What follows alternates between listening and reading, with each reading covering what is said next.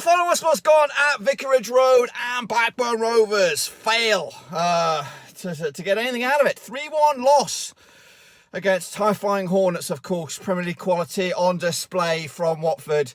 But yeah, Rovers actually did play pretty well in this match. Actually, I think they're going to look back at this thinking, how on earth did we not get anything out of this game? Let alone how on earth did we not win this game? Because we were all over them. We actually created a lot of chances, and it does remind me of the games that we played in the past. We played Bournemouth already this season, outplayed them off the field. We played against Newcastle.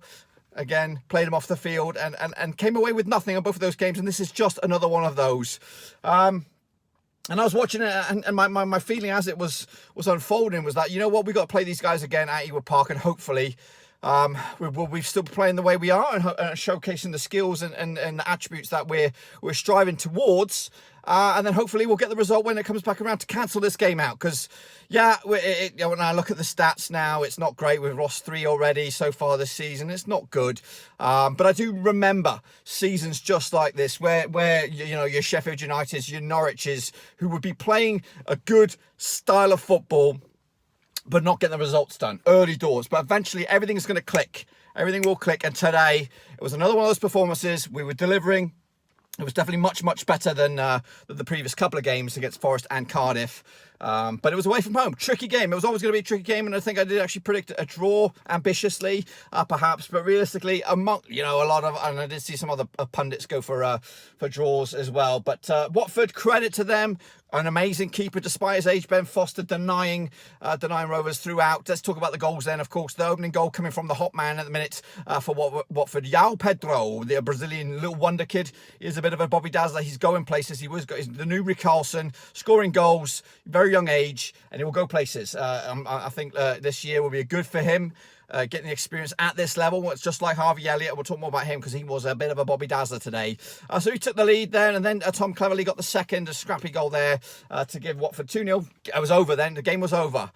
Fortunately for Rovers, we got the second, the next goal, the third goal of the game, which brought us back into it, and it was an absolute screamer. Yes, and it was, believe it or not, double check, refresh the web page, whatever. It was Big Bad Ben Brereton with a thunder strike. It was a beauty. Goal of the season contender, no question. And again, against a man like Big Bad Boy Ben Foster between sticks, it was a good goal, worthy of its praise and worthy of something. It deserved something, but unfortunately didn't get it. The third goal, second half, was it for Watford? Their third, the fourth of the day. Big fat OG Darragh Lenihan, unfortunately, it's ugly. It's criminal, shouldn't be allowed. But yeah, 3-1. Those were the goal scorers. But let's talk about the referee. The referee did an absolute turd stain again. I don't believe it. There was a couple of opportunities where the referee did it wrong, called it wrong. A breakaway opportunity for Adam Armstrong, basically one-on-one with the goalkeeper. The last man was an Everton man, Cavallelli, or whatever his name is, Cavawilli.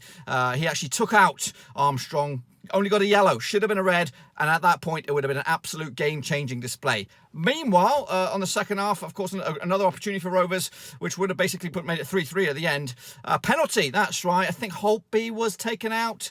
Up steps a man, supposedly in form, Adam Armstrong, but unfortunately not today. Keeper was the better man of the match by a country mile. Without Ben Foster between the sticks, I think we would have won this 6-3. Yeah, I do believe so.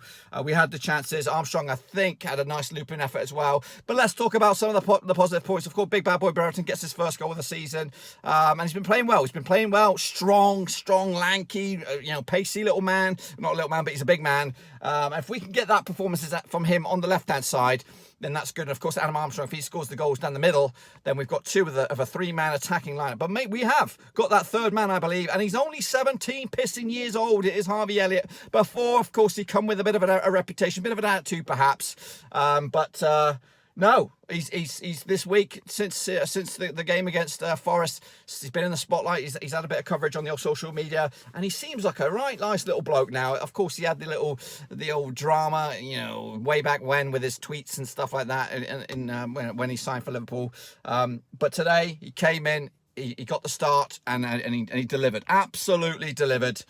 today to get the to make that position his own to lose. Really, Tyree Stone, of course, has been in there prior to him, but yeah, he's starting to show his weaknesses, and you know, he's a young lad as well, Tyree Stone. So you got to give him the benefit of the doubt to maybe make some changes to his game himself. He needs to be a bit more stronger, needs to be a bit more tenacious. And today we saw him, what I thought we will see the future of Tyree Stone for this season, a 10-minute man, 15-minute man to come and try and change it up at the last minute, but unfortunately it was not meant to be. Meanwhile, of course, we've got to go forward now, looking forward to Coventry City away days as well. Big game, this one. This one could turn us back onto the right path of points. If we can get something out of it, hopefully a big fat 3-pointer as well. And I'm hoping that we can see the Rovers at their best, because today we did see them at their best, but unfortunately they had a really good keeper to deny us. Watford will be in that discussion, top 6, top 2 at the end of the day, because they've got Ismaili Sarr, who should be playing Champions League football, to be honest with you. He's that good. Watford spent 60 million on him, and he tore us a new one down that right-hand side. And of course, Joao Pedro will score goals, and you've still got the returning Troy Deeney, whether or not he shows his face or not, I don't know. Of course, Premier League team, really, you know, I just, you know, their style of play was not for me today. I thought we played off the park, and you know, if you were neutral, you would have looked at us and you would have thought we deserved something out of it. We played well. Unfortunately, we walked away with nothing. But we move on again, folks. We move again a little bit later on. We'll do a detailed review of the match. I'm still at work, and then of course we'll hear what Mowbray has to say, hear what the fans have to say as well. And tomorrow we'll start the build up to the next game against Coventry City away days as well. Until then, though, make sure you give the video some love and smash that thumbs up, smash subscribe, of course, and of course make sure you check out the old description down below. I'm on to check out my other social media platforms around there: Twitter, Facebook, and of course Patreon if you want to support the channel in another way. That's the place to do it. Until then, pal, I'll see you by the way later on.